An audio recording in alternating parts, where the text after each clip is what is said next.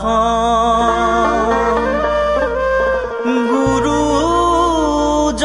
গুৰুজনাৰ নিদৰ্শন তাতে আমি সেৱা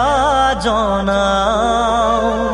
সেয়াই হ'ল নাৰায়ণ নাৰায়ণ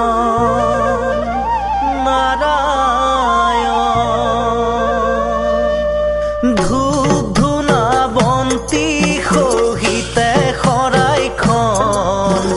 তোমাৰ চৰণে আমি কৰিছো অৰ্পণ হৰি হে নাৰায়ণ দাসমানি ভৃত বুলি আমাৰ এই শৰাইখনি নিছিদ্ৰ